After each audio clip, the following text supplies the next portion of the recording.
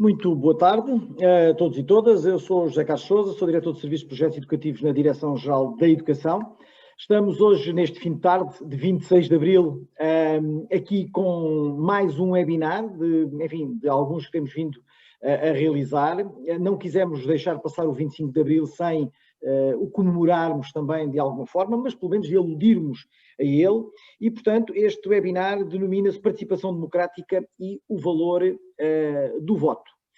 É um webinar integrado na Estratégia Nacional de Educação para a Cidadania, no seu domínio das instituições e participação democrática, por assim dizer. Claro que não podemos falar de instituições e participação democrática sem falarmos de direitos humanos, não podemos falar de direitos humanos sem falarmos de interculturalidade e não podemos falar de interculturalidade ou de direitos humanos sem falarmos de média, de notícias falsas, de falsas notícias, de fake news, enfim, de uma série de atributos que os diferentes domínios da cidadania têm a este nível. É um webinar que não procurará reproduzir nada daquilo que se passa nos ecrãs das diferentes televisões e, portanto, focaremos essencialmente as questões ligadas ao voto. Convidamos o Sr. Coronel Vasco Lourenço, Presidente da Associação 25 de Abril, que ainda não está connosco, e convidamos também a doutora Cristina Tavares, que tem, na Assembleia da República, desenvolvido de há muito tempo a esta parte, a coordenação do programa Parlamento dos Jovens, que é conhecido para alguns de vós. Sem mais delongas, com um agradecimento muito especial ao Sr. Secretário de Estado Adjunto à Educação, Dr. João Costa, por se juntar a nós nesta fase, para, de alguma forma, enfim, para nos saudar a todos os que estão, a cerca de 300 que estão do outro lado, e também para tecer alguns comentários sobre estas questões do voto, de abril e da nossa liberdade. E ainda por cima vem com um cenário que são cravos de abril. Sr. Secretário de Estado, faz favor.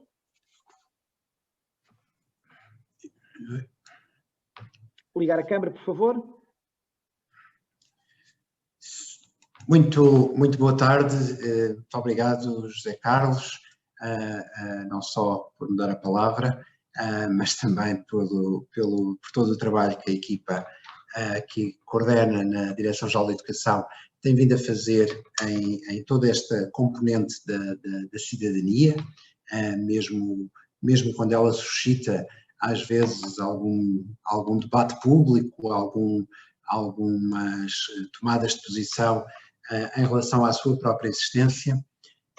Queria cumprimentar a doutora Cristina Tavares, que coordena, como já foi dito, o programa do Parlamento dos Jovens na Assembleia da República, que é para muitos alunos das nossas escolas o primeiro contacto, não só com uma vivência do que é a democracia representativa, mas também com o ser interpelado a ser agente ativo e participante desta democracia que construímos e que conquistamos.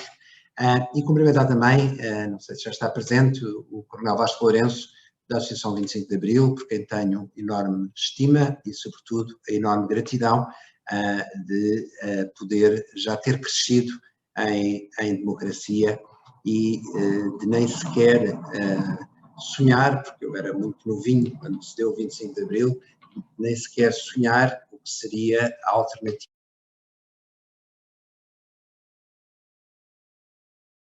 em que vivemos durante quase 50 anos em Portugal. O Coronel Vasco Lourenço e todos os que com ele fizeram a Revolução são o testemunho o testemunho vivo de que a democracia se constrói quando temos ideias, quando temos vontade e quando temos uma grande determinação de introduzir mudança perante a injustiça, perante a desigualdade, perante o silenciamento. E é exatamente sobre esta ideia que eu queria cumprimentar-vos e cumprimentar esta iniciativa e todos os participantes. Certamente estarão muitos professores do outro lado, estarão também alunos do outro lado e em momentos em que por vezes se questiona o valor da nossa construção de país enquanto democracia, é triste, mas é um efeito um pouco da nossa da nossa também maturidade democrática, começar a ver e a ouvir aquelas frases do antigamente é que era bom, de antes é que se aprendia, de antes é que a escola era boa, agora ninguém sabe nada. Eu, por acaso, até partilhei na minha rede social, no Facebook, alguns dados sistematizados que nos mostram onde estávamos em 74 e onde estamos hoje. E penso que, e é isto que também a área de cidadania e desenvolvimento nos dá na escola, é a capacidade de podermos agir, pensar, decidir em cima de conhecimento e não em cima, como dizia o José Carlos, em cima de informação falsa, em cima de imagens construídas que esbarram com muita força contra aquilo que é a realidade. E vou apenas recolher os exemplos que citei na altura, nessa publicação. Nós tínhamos em 74 apenas 8%, cerca de 8% das crianças a frequentar a educação pré-escolar. Hoje temos o ano passado, portanto este ano já aumentou o número, mais de 90% das crianças a frequentar a educação pré-escolar. No terceiro ciclo, correspondente ao nosso 7º, 8º e 9º, tínhamos menos de 20% das crianças e jovens a frequentá-lo. Hoje temos 90% das crianças e jovens a frequentar o terceiro ciclo. No ensino secundário, já chegamos aos 81,5%, mas este número mostra-nos que ainda é preciso ir bastante mais longe e continuar a não desistir. Tínhamos em 1974 4,9% dos jovens a frequentar o ensino secundário. Tínhamos cerca de um quarto da população portuguesa era analfabeta em 1970. Nos últimos censos, há 10 anos, tínhamos já reduzido para apenas 5% de analfabetos, esperando que estes censos que estamos agora a preencher em cada uma das nossas casas nos vão mostrar que este trabalho continuou e que o analfabetismo continua a diminuir. Só temos contas do abandono escolar precoce a partir de 1992, mas tínhamos 50% dos alunos que deixavam a escola antes do tempo. Agora temos 8,9%.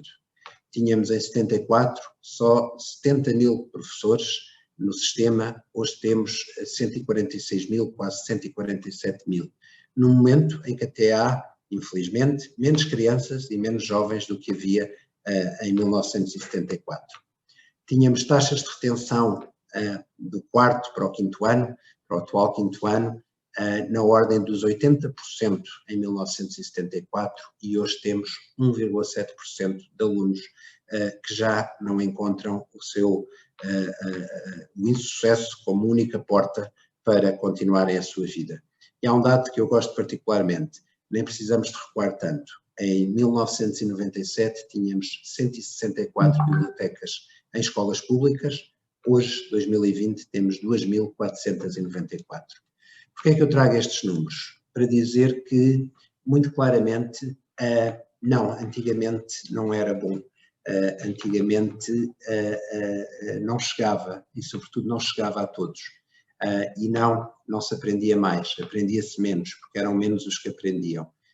E lia-se menos, e pensava-se de uma forma muito controlada, muito condicionada, e só se podia pensar numa direção. Há várias áreas em que o que a democracia nos trouxe, o 25 de Abril, que celebramos ontem, nos trouxeram grandes sucessos. Eu nunca duvido em identificar 3 principais.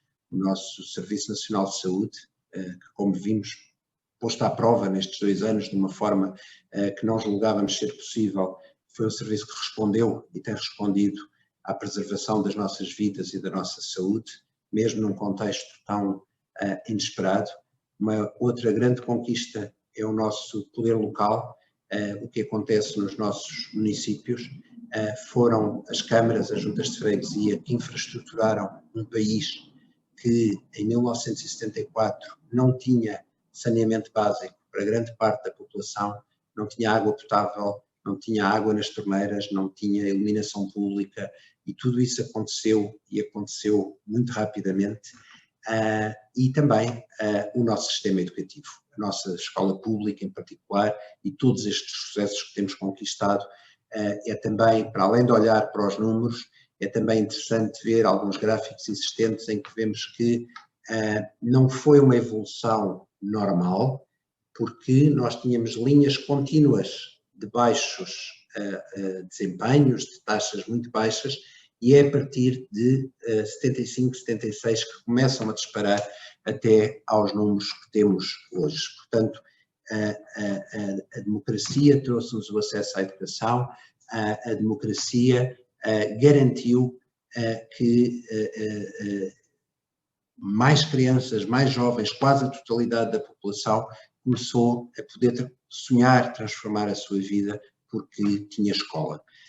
E a escola, por outro lado, isto é uma relação que se alimenta mutuamente, a escola, por outro lado, foi, é e continuará a ser a garantia desta manutenção da nossa liberdade, da nossa democracia. E para isso é preciso que a escola seja um lugar de conhecimento, um lugar de debate, um lugar em que se estimula a participação. E estimular a participação acontece a todos os níveis, não é naquela hora da cidadania, é na voz dos jovens presentes na escola, é nas lideranças da escola que têm de ouvir as vozes dos que lá trabalham, têm de ser lideranças que promovem a cooperação e a colaboração, e não em dinâmicas em que ficamos à espera que o outro decida, ou há um que nos impede de participar e acha que tem o direito de decidir tudo por mim. Este trabalho tem vindo a acontecer já há vários anos, há muitos anos, com o Parlamento dos Jovens, com as iniciativas da Voz dos Alunos, hoje inscritas em lei, no Decreto-Lei do Currículo, convidando-se as escolas a criarem instâncias regulares de auscultação dos alunos. Em todas as turmas, e quero prestar aqui a minha homenagem ao primeiro ciclo, em que a Assembleia de Turma já é uma prática com décadas, e em que os alunos podem falar do que aprendem, do que não aprendem, resolver os problemas das turmas, votar e participar, no orçamento participativo das escolas, mas sobretudo naquela que é uma capacidade que o perfil dos alunos à saída da escolaridade obrigatória escreve como área fundamental, a capacidade de pensar criticamente, pensar criativamente. A democracia é um processo de estímulo à criatividade. Se os nossos capitães de Abril não tivessem tido a criatividade que os levou a pensar isto pode ser diferente, nós não estamos condenados a isto, o 25 de Abril não teria acontecido. E é isso que se pretende com as nossas escolas, com o nosso sistema educativo, e numa fase crítica em que nos aproximamos já não apenas da maturidade da democracia, mas da meia-idade, que não queremos que seja meia, queremos continuar a dizer que temos uma democracia bebé e que vai viver saudável durante muitos e bons anos. Mas há aqui um momento crítico, que é, neste momento, estar nas escolas, os pais dos alunos que estão nas escolas, são pessoas que, como eu, já viveram, já cresceram, já viveram a sua infância em liberdade, já viveram a sua infância, adolescência, início da atividade da vida adulta em liberdade e em democracia, e às vezes o maior risco é darmos-la por garantida, não entendermos como alguns discursos emergentes constituem sérias ameaças à democracia. E esse antigamente é que era bom, que é criado em cima do desconhecimento do que era o antigamente, é perigoso. É perigoso porque é geralmente associado a um discurso de que tudo está mal, o sistema está podre, o sistema não funciona, o sistema é isto, o sistema é aquilo, mas o sistema é e será sempre o que o voto cada um de nós quiser que seja. A ilusão que pode estar aqui a ser criada é o que poderá conduzir a uma ilusão em que o voto jovem, em que a vontade de participar, em que a valorização da voz dos mais novos é a chave principal para garantirmos que estamos vivos, que estamos bem e que estamos a respirar. Eu termino dizendo, se calhar indo aonde comecei, é preciso participar, é preciso votar, é preciso que este tesouro que nos é dado e que nos foi entregue na mão, aqui vou fulanizar no Coronel Vasco Lourenço, mas todos os que com ele fizeram o 25 de Abril, perceber que aquela data, 25 de Abril de 74, que ontem celebramos, que hoje celebramos, eu sou dos que celebra sempre, é uma data que não foi um ponto de chegada, foi um ponto de partida para um processo que está sempre em construção, que está sempre em desenvolvimento e que é um tesouro muito frágil. É um tesouro muito frágil, mas é um tesouro. E por isso não o podemos deixar cair ao chão, não podemos baixar os braços, não podemos dizer a ninguém não vale a pena falar. E como o Zé Carlos dizia, e muito bonitas palavras, quando falamos de cidadania na escola, falamos de tudo isto.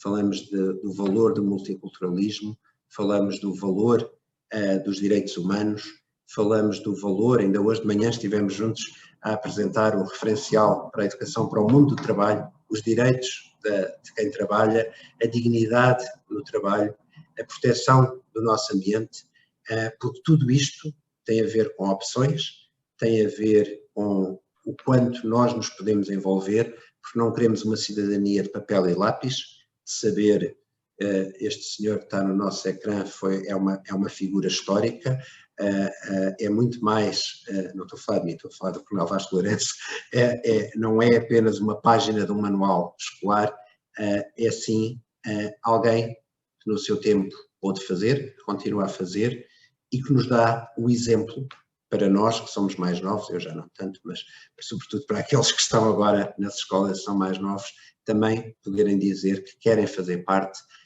porque fazer parte é isto, é incluir. E a história da democracia é também a história da inclusão daqueles que ainda não estão dentro da cidade, constrói a cidadania, ainda não estão dentro da nossa escola, da nossa sala de aula, da nossa vida. E termino assim, desejando um excelente webinar a todos, agradecendo de novo à doutora Cristina Tavares e ao Coronel Vasco Lourenço pela vossa disponibilidade para participar e, sobretudo, pelo trabalho que têm feito, tanto através da Associação 25 de Abril como através do Parlamento dos Jovens, para que a participação não seja uma quimera ou uma teoria, mas seja uma prática efetiva na vida dos nossos jovens. Muito obrigado e apesar de hoje ser dia 26, permitam-me dizer ainda viva ao 25 de Abril. Muito obrigado, Sr. Secretário de Estado. Eu penso que dizer viva ao 25 de Abril não é preciso ser só no dia 25 de Abril, poderemos dizer em todos os dias. Coronel Vasco Lourenço, Sr. Secretário de Estado, rasgou-lhe aqui um vasto leque de elogios. O senhor não teve ocasião de estar logo às 5 horas e, portanto, não se apercebeu de tudo. Iríamos avançar e houve vários dados que o senhor Secretário de Estado aqui deixou, nomeadamente a questão do número de bibliotecas que tínhamos nos anos 90, que eram 164 bibliotecas escolares e temos hoje 2.494. Então, com tanta informação, por que é que os nossos jovens continuam a não votar? O que é que falta para os seduzir? É um modo só para a sua intervenção, faz favor. E ainda bem que veio. Muito obrigado. Boa tarde. Eu peço desculpa, mas tive aqui um problema de última hora que me impediu de entrar à hora que estava marcada. Peço desculpa. Lamento não ter ouvido o início, mas estamos sempre a tempo de participar. É com muito gosto que eu estou a participar neste debate com jovens e discutindo a questão da cidadania e a necessidade de participação precisamente na vida do cidadão.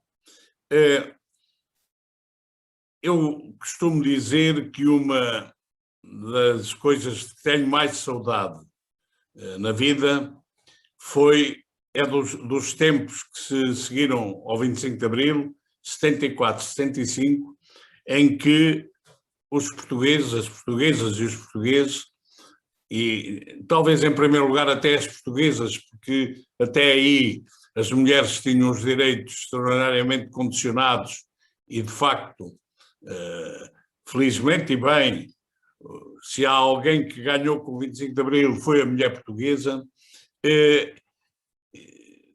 mas a seguir ao 25 de Abril participaram na luta pelos seus ideais, pelos seus interesses, participaram ativamente, saíram de casa e participaram de uma forma bastante efetiva.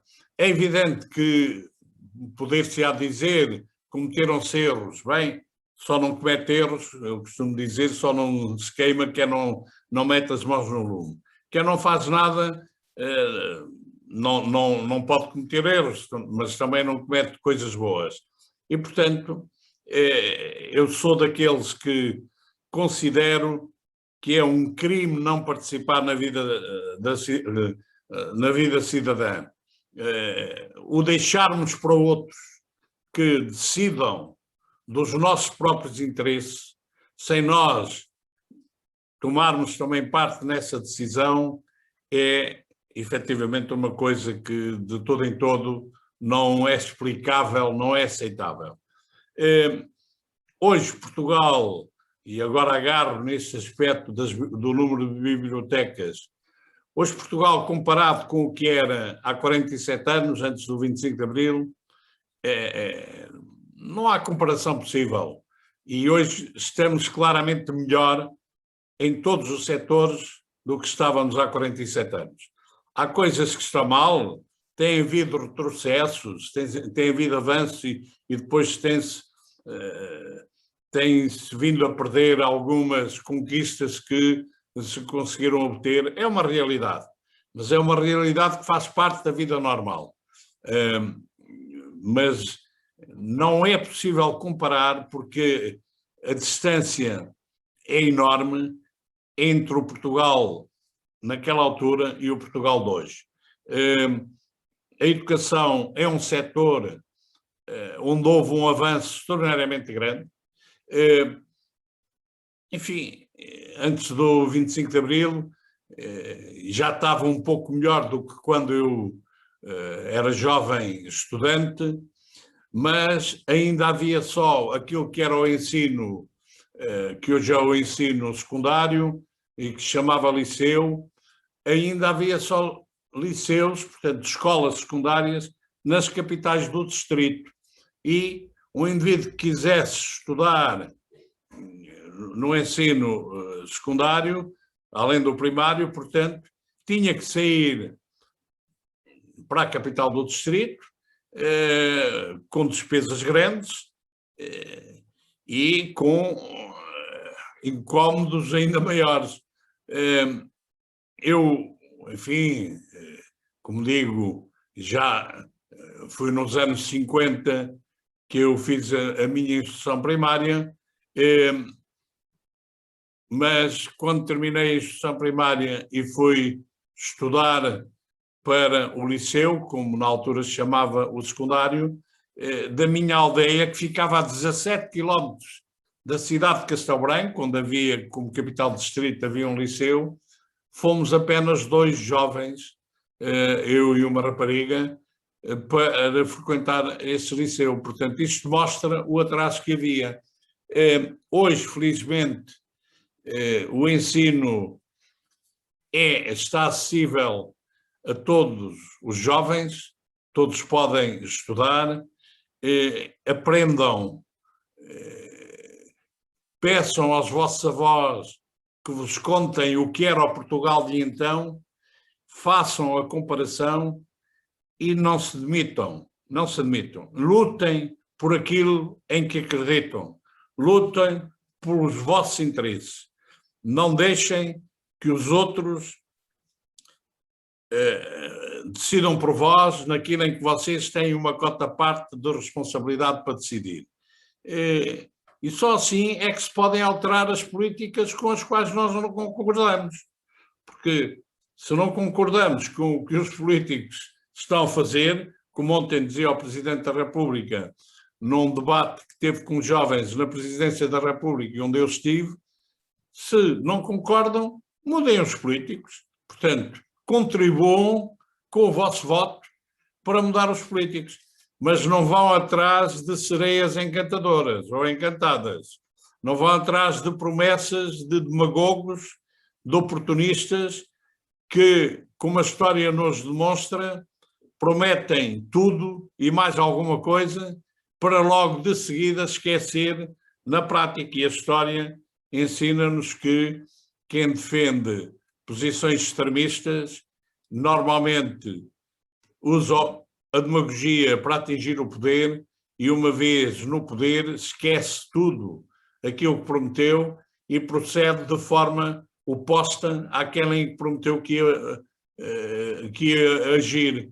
Só assim foi possível na história haver, por exemplo, um Hitler que chegou ao poder por meios democráticos.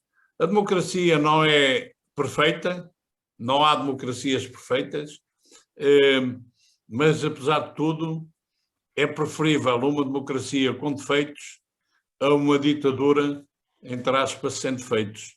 Porque, como aliás ontem também dizia o Presidente da República, as ditaduras não têm defeitos porque são feitos de acordo com a vontade do ditador ou dos ditadores e, portanto, para eles não têm defeitos. Têm defeitos é para os cidadãos. E por isso mesmo, eu confesso, eu não consigo compreender esta ausência de participação da população nas eleições.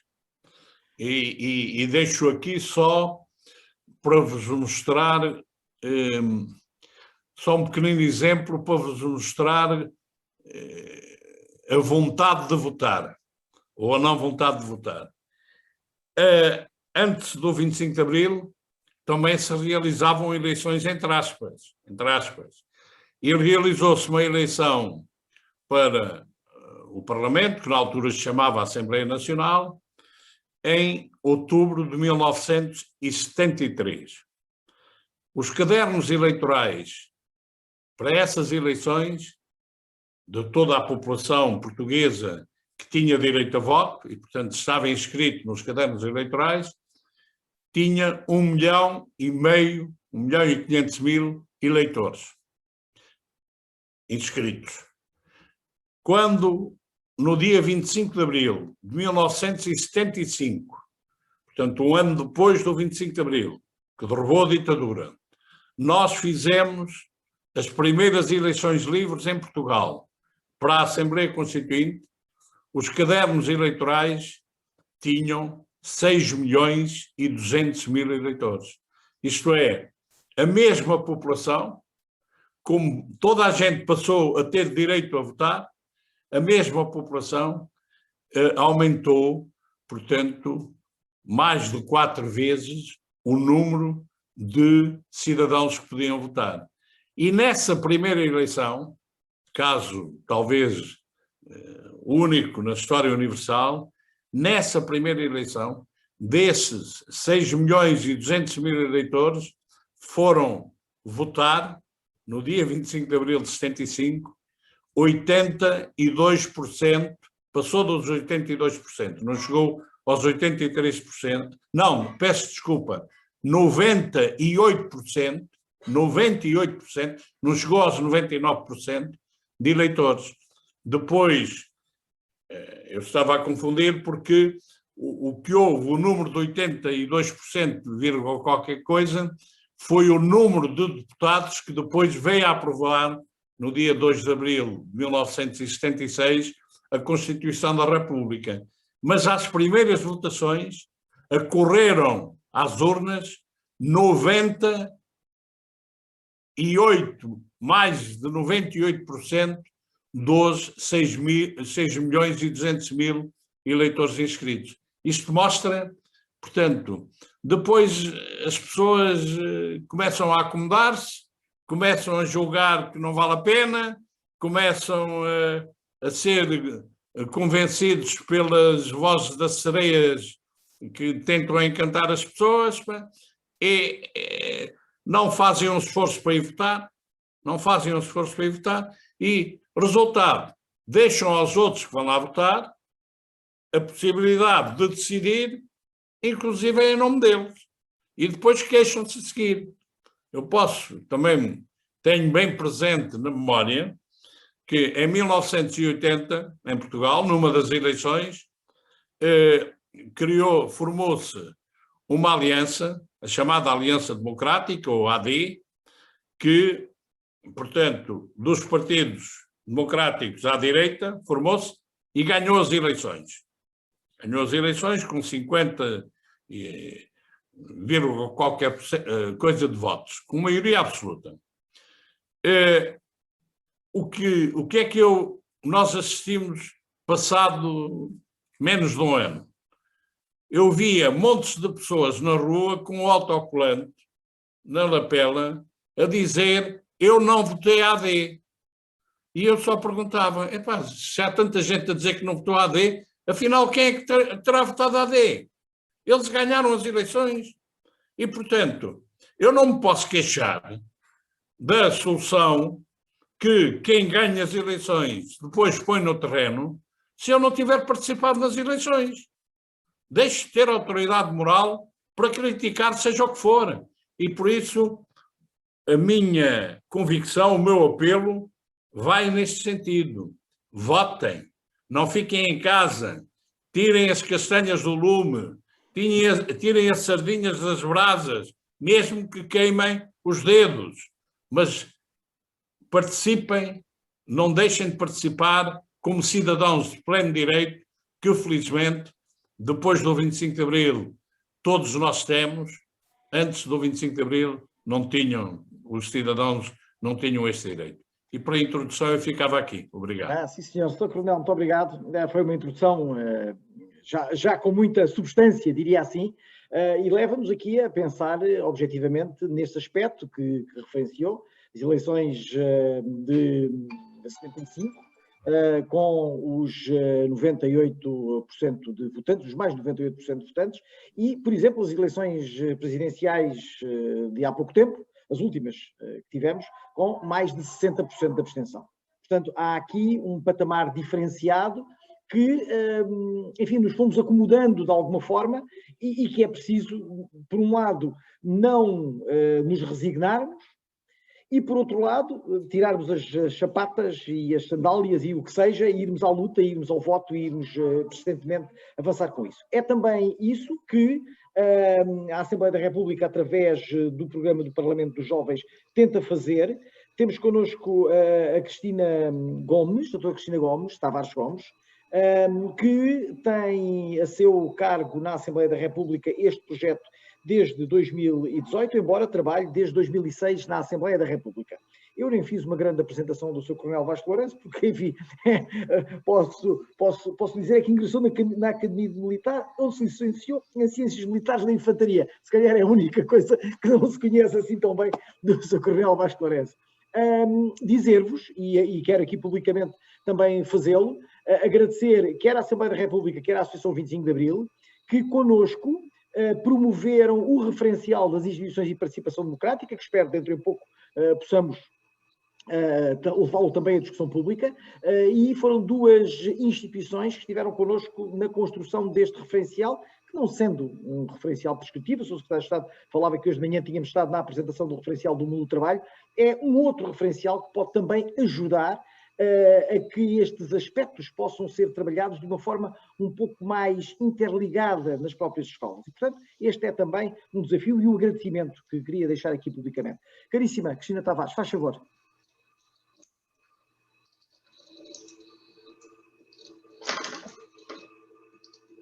Muito bem, boa tarde a todos. Quero agradecer em primeiro lugar o convite, naturalmente, para participar neste webinar. é uma honra poder partilhar este espaço com todos aqueles e que são muitos, que se interessam também por estas questões da participação cívica, do valor do voto, da literacia democrática. Eu queria deixar também uma saudação muito especial ao Sr. Coronel Vasco Lourenço.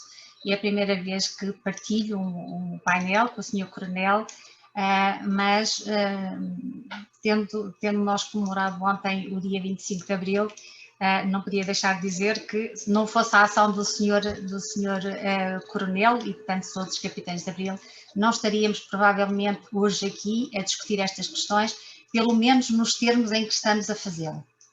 Eu ficava aqui a ouvi-lo o resto da tarde.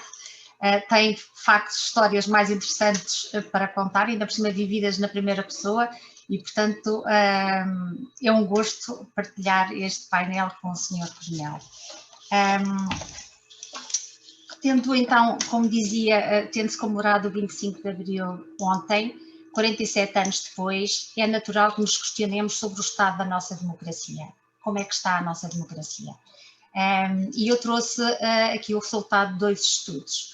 O primeiro, conhecido de todos, saiu na semana passada, um estudo do ISCTE, em que revela que só 10% acreditam viver em plena democracia. Bom, se alguns leram nestes resultados uma certa decepção democrática, outros entenderam que os resultados não eram assim tão pessimistas, atendendo que 57% das pessoas acham que Portugal é uma democracia, mesmo se com alguns defeitos, como há pouco foi referido. Mas trago outro estudo que é publicado anualmente pelo Instituto Sueco, que avalia os níveis de democracia global.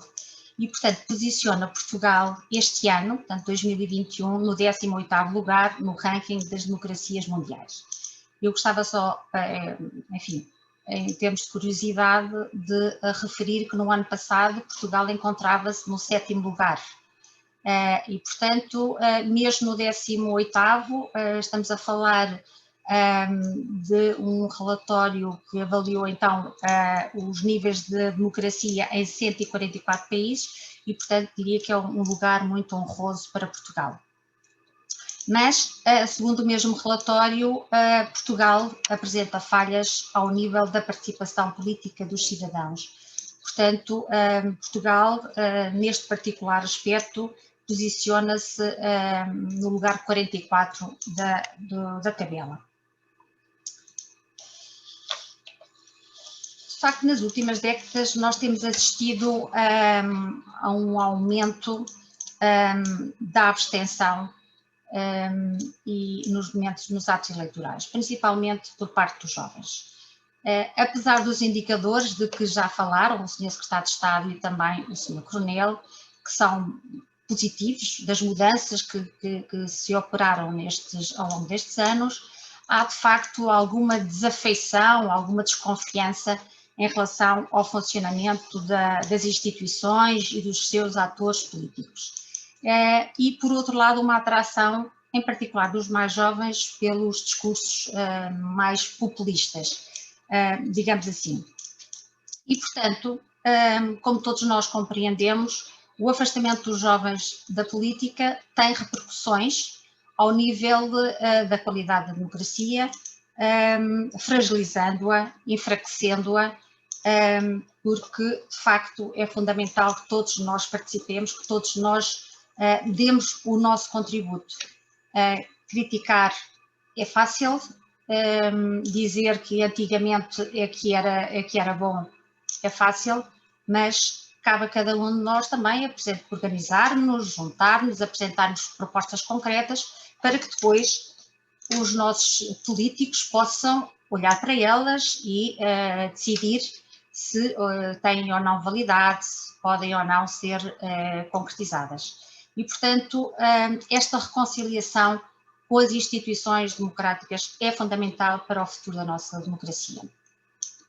Há várias estratégias, muitas têm sido testadas ao longo dos anos para aumentar aqui os níveis de adesão ao voto.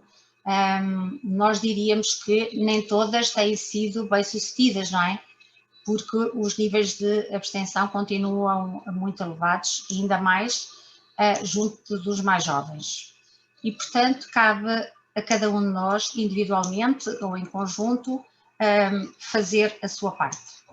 Cabe-nos a nós, em família, influenciar os nossos filhos, influenciar os nossos familiares para a importância de darmos um contributo em termos da melhoria da sociedade, pensarmos que modelo queremos e apresentar propostas concretas para isso. A escola tem um papel importantíssimo. Aliás, nós no Parlamento dos Jovens, já vou falar sobre isso daqui a pouco, nós dizemos que os professores são os nossos grandes aliados, porque eles, tal como nós, acreditam que cidadãos empenhados são cidadãos que vão mudar o mundo e que podem mudar o mundo. E, portanto, a escola é aqui determinante. Depois a influência dos pares, dos amigos, dos colegas, das redes sociais, da comunicação social, das instituições, naturalmente.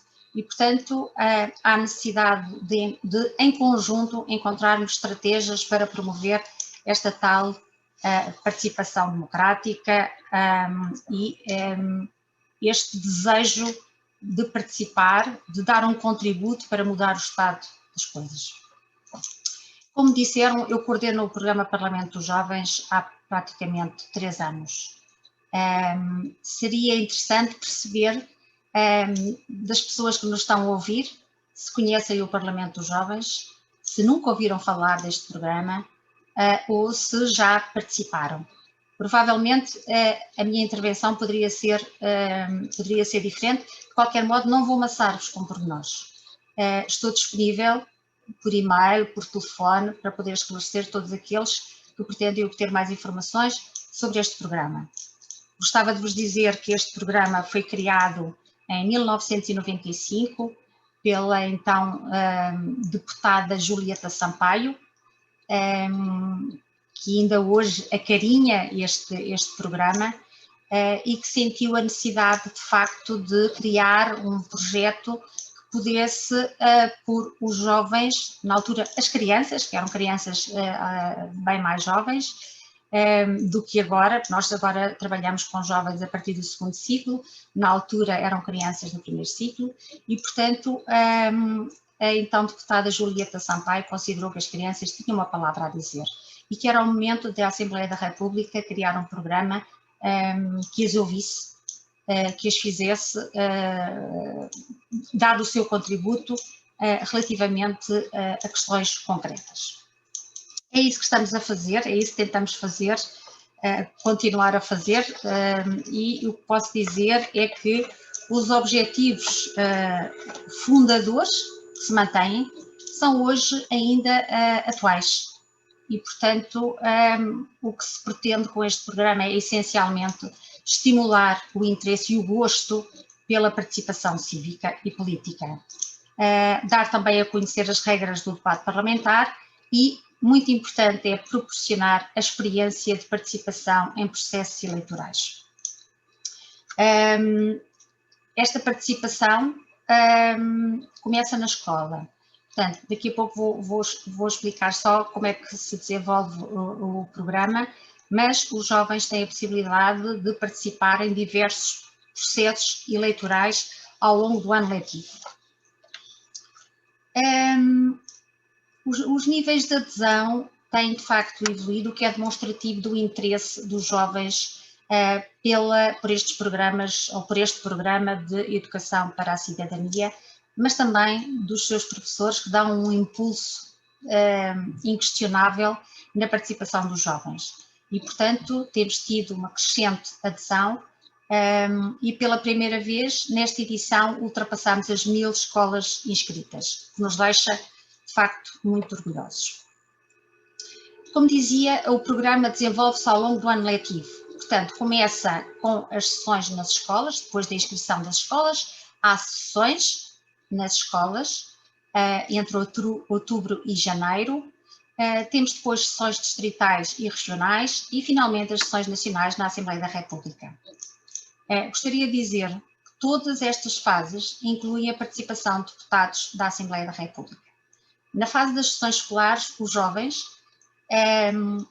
apresentam propostas, medidas concretas sobre um determinado tema. O tema em debate este ano é o tema da violência doméstica e no namoro.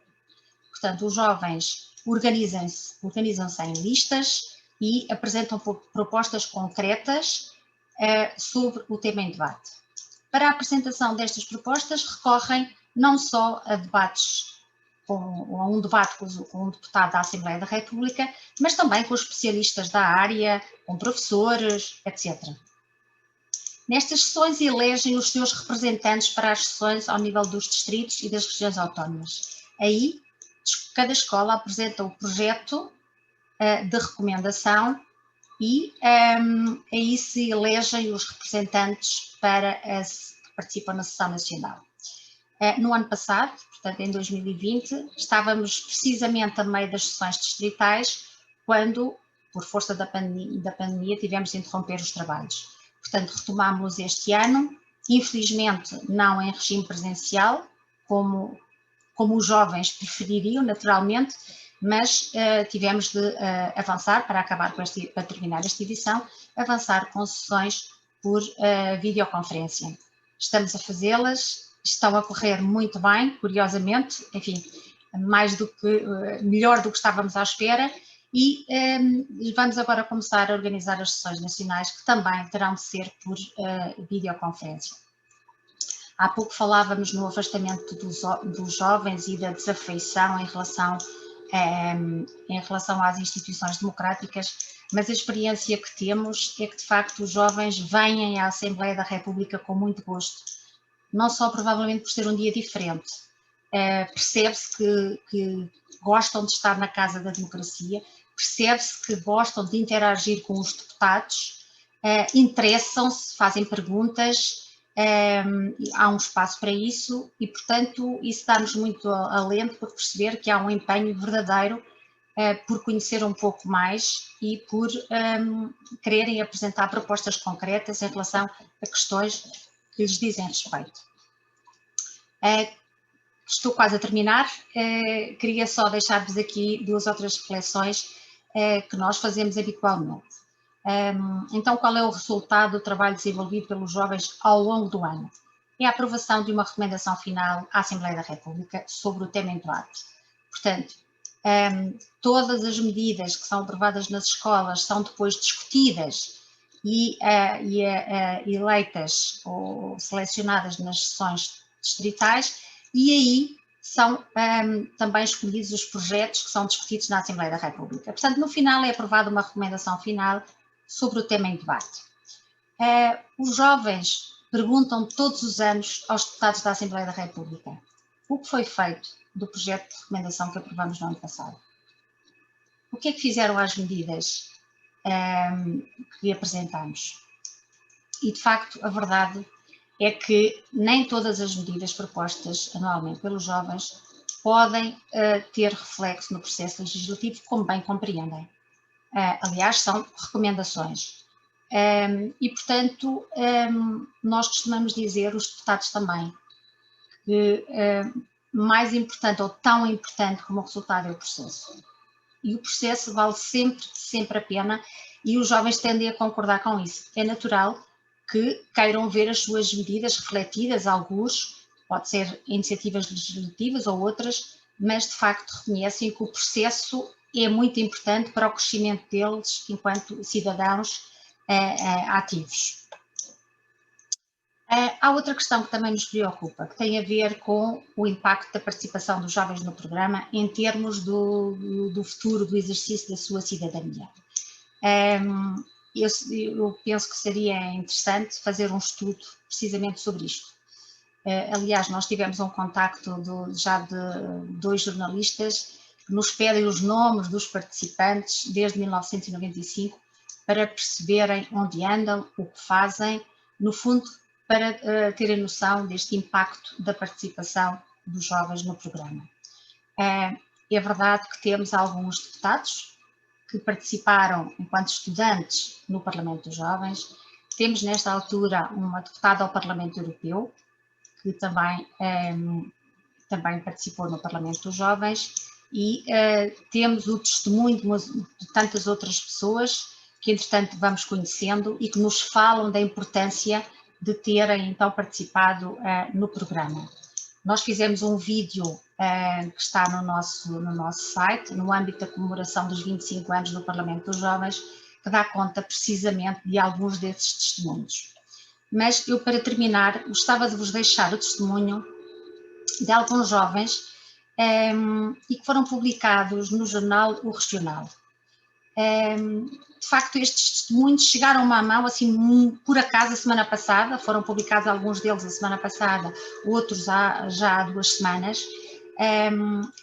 Há mais testemunhos, mais extensos, mas eu decidi retirar aqui só estes 4, porque achei importante trazê-los para perceber exatamente o impacto que a sua participação teve nas suas vidas. No primeiro caso temos o Manuel Barrios, que tem 22 anos e que trabalha nesta altura em Londres e que nos fala da importância das ferramentas de trabalho que desenvolveu e que lhe é muito útil agora na sua área profissional de recursos humanos numa Câmara londrina. E depois falava-vos também na Sofia, na Verónica e na Maria, que são unânimes em reconhecer que é fundamental dar voz aos jovens. Envolvê-los na política, nas questões da cidadania, para que no futuro possam ser adultos participativos, ativistas e que possam pôr em prática aquilo que aprenderam. E era isto que queria partilhar convosco. Obrigada. Muito obrigado, doutora Cristina Tavares, e, portanto, já sabem, ficou lançado o repto para acederem ao link do Parlamento dos Jovens na Assembleia da República e, a partir daí, poderem também promover e participar nesta iniciativa que tem já bastantes anos e que leva muitos jovens pela primeira vez a pisar a Assembleia da República.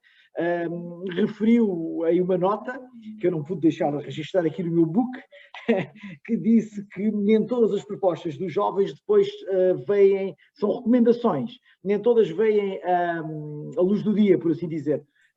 E, portanto, nesta questão da cidadania ativa, que nós aqui tanto preconizamos em termos de Estratégia Nacional de Educação para a Cidadania, enquanto disciplina também do currículo Cidadania e Desenvolvimento, referimos muitas vezes que esta cidadania não pode passar única e exclusivamente por se ouvir os jovens, é um ouvir ativo, ou seja, é um ouvir que pode efetivamente vir a ser transformador.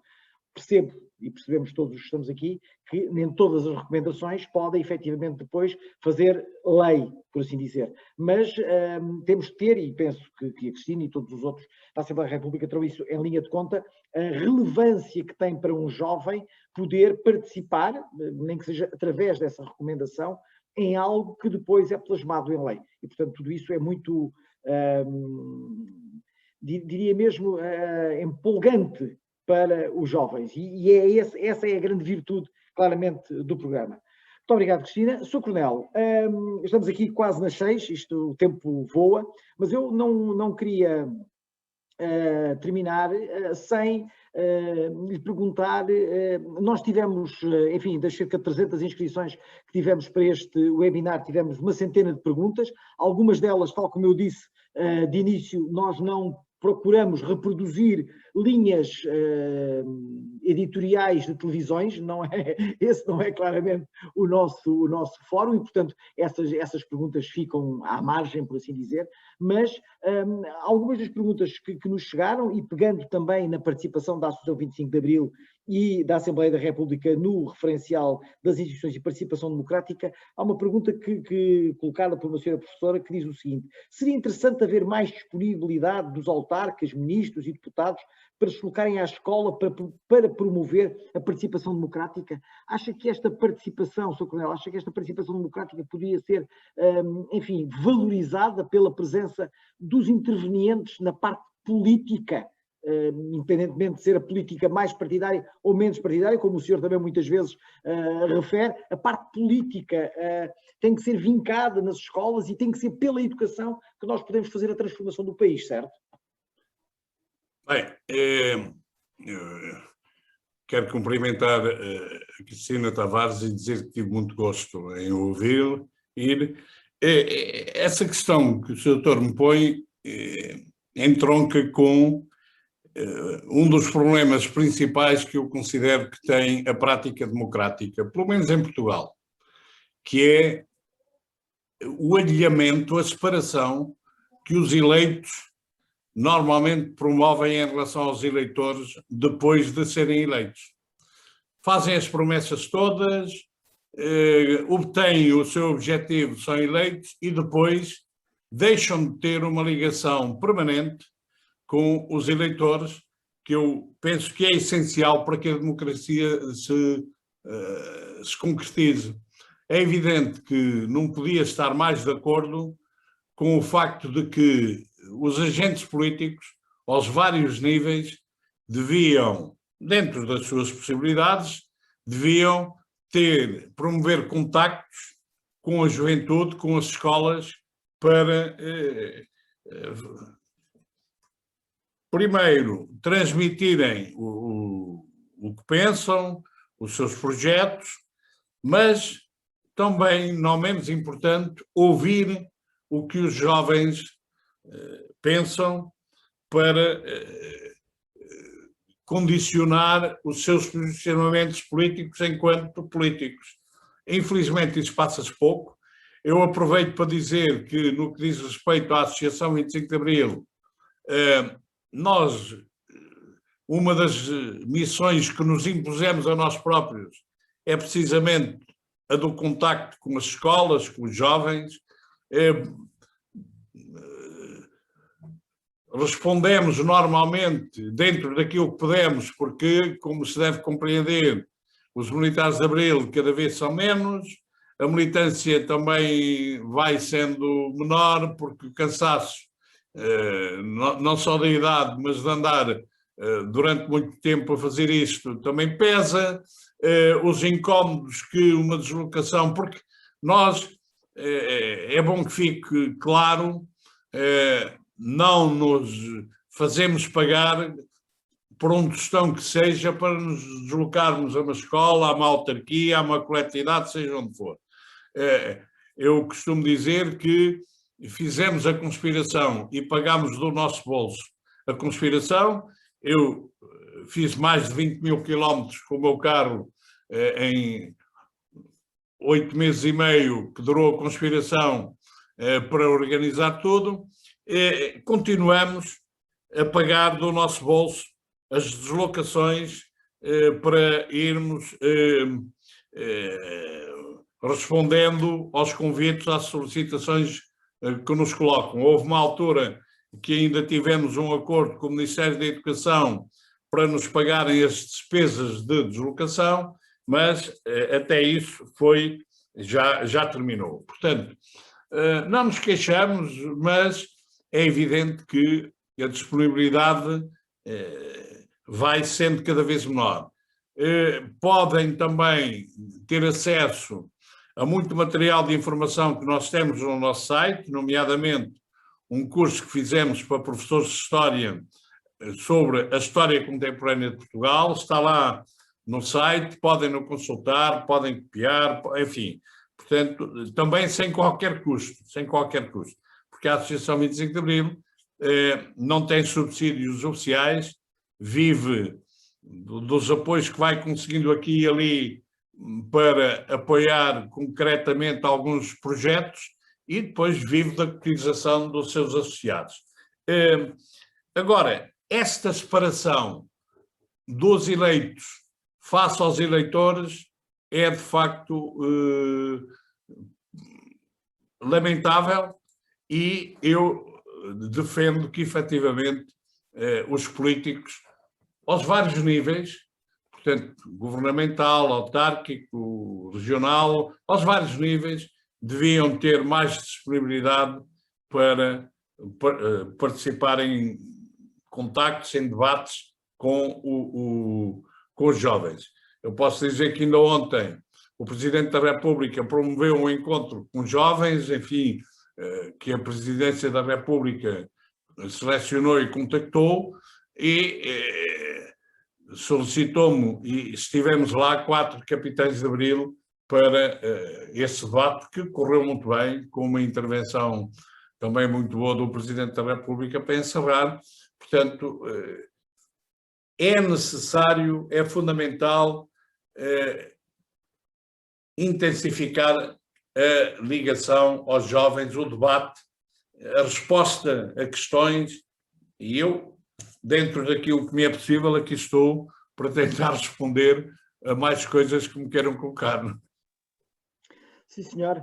Fica esta disponibilidade também do Sr. Coronel para esta ideia de partilha do saber que o Coronel e os capitães de Abril têm em relação a toda esta matéria. São 18h05, se calhar ficaríamos por aqui. Eu, antes de ficar por aqui, iria perguntar à doutora Cristina Tavares. Há uma matéria que tem estado muito em cima da linha e pode ser para o Sr. Coronel também, muito em cima da linha de discussão, o próprio Secretário de Estado também a abordou aqui, que tem a ver com as notícias falsas e com a desinformação. Mais dia, menos dia, um dos temas do Parlamento dos Jovens vai ter que ser as falsas notícias ou as fake news, como nós as conhecemos. É uma provocação que eu estou a fazer, doutora Cristina Tavares. Muito obrigada, Dr. José Carlos. Bom, falta-me explicar uma questão que tem a ver com o seguinte: a escolha dos temas que são debatidos anualmente são propostas dos jovens, em regra. Portanto, os jovens de cada escola propõem um tema para discussão no ano seguinte, depois nas sessões distritais elegem o tema que apresentam à Assembleia da República a representar esse círculo, e depois os deputados da Comissão de Educação selecionam então o tema em debate. Em regra, são selecionados temas propostos pelos jovens, mas há alturas em que assim não é. Em datas comemorativas, enfim, os deputados entendem que faz sentido a abordagem de outros temas. Mas sim, esse é um tema que faz todo o sentido, embora possa já adiantar que não tem sido proposto, portanto não foi proposto, julgo, por nenhum círculo para abordagem no próximo ano. Mas fica aqui a proposta, enfim, que poderei levar também aos senhores deputados da Comissão de Educação. O Coronel Vasco Lourenço falava na atração dos jovens com os discursos mais populistas. Muitas vezes têm de suporte algumas notícias que não são verdadeiras. Nós, na Associação 25 de Abril, temos vindo a alertar para isso, nas várias posições que temos assumido nos últimos tempos. Eu confesso que é das coisas que me preocupam mais.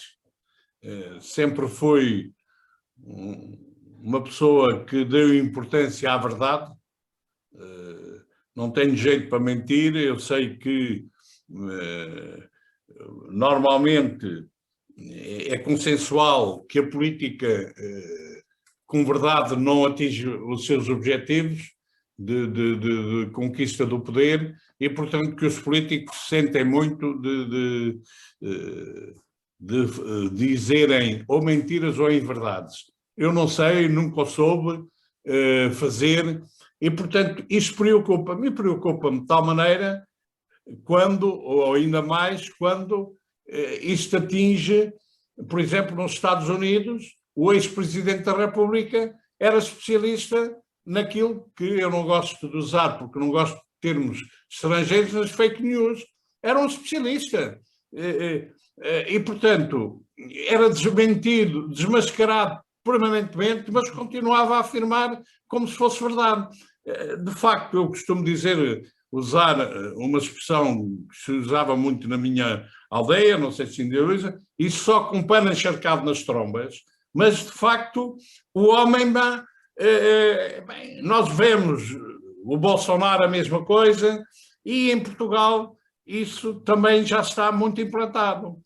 As redes sociais, que têm um efeito bastante positivo em muitas coisas, têm esse efeito negativo, porque saem mentiras, saem afirmações falsas, mas depois repetem-nas muitas vezes, e já o Goebbels dizia isso, o Goebbels do Hitler dizia isso: uma mentira repetida muitas vezes passa a ser verdade. E, portanto, é uma das coisas com que os jovens têm que estar permanentemente a ter permanente atenção. É de facto, para mim, é um dos maiores flagelos da vida do homem na atualidade. São as notícias falsas que são implantadas. Pronto, há organizações que são especialistas nisso, em colocarem notícias falsas, e pronto, eu, enfim, tenho sido sujeito a algumas delas, e depois repare nisto, nessas situações. Um jornalista português, chamado Miguel Sousa Tavares, escreveu aqui há tempos um artigo sobre mim. Eu não sei o que é que ele tem contra mim, devo ter feito alguma coisa sem saber, ou sem dar por isso, e elegeu-me como alvo para treinar o tiro das setinhas. Deve ter a minha fotografia na parede e treinar o tiro das setas na minha fotografia. Escreveu mentiras sobre mim, por causa da morte do Marcelino da Mata. Eu fiz um esclarecimento público, publicado também no Expresso, onde tinha saído o artigo dele falso.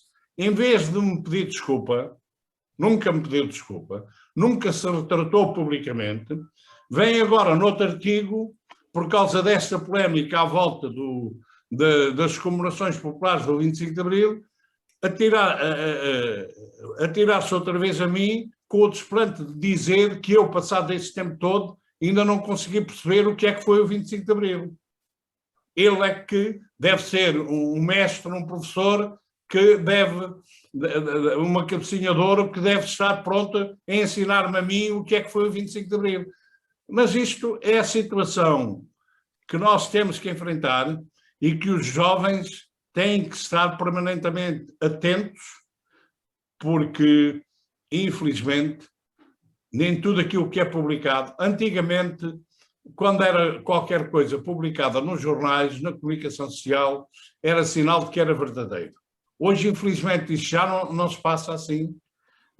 As redes sociais são um corrompido de falsidades e a própria comunicação social, há muita dela, tem falsidades. Eu não sei, eu acho muito bem que o Parlamento Jovem, a Cristina, possa avançar para esse debate. Não vai ser fácil encontrar medidas contra isto. Nós, na associação, provavelmente também vamos, até em consequência deste nosso debate, provavelmente também vamos tratar o tema. Decidimos tratar na última revista o tema da língua portuguesa, que enfim, é uma coisa que anda a ser assassinada e de que maneira por muita gente. Decidimos tratá-lo e provavelmente também vou sugerir que se trate este tema das falsidades, das notícias falsas. Mas é, efetivamente, um dos problemas mais graves que os jovens hoje têm. São as redes sociais, para o bem, para o mal, enfim, mas tem que haver aquele sentido crítico, se quer, em termos de cidadania. Bom, ficaríamos por aqui. Sr. Coronel, muito obrigado, do coração, por ter vindo. Doutora Cristina, muito obrigado também. Posso pedir-lhe, desculpe, pedir-lhe uma coisa, é que se há efetivamente perguntas que tiverem sem recebido, eu não ouvi, mas se quiser fazer chegar para o e-mail, eu terei muito gosto em tentar responder. Aliás, estou sempre disponível para tentar responder todas as perguntas. Eu costumo dizer, todas as perguntas são legítimas, nem sempre há capacidade de resposta.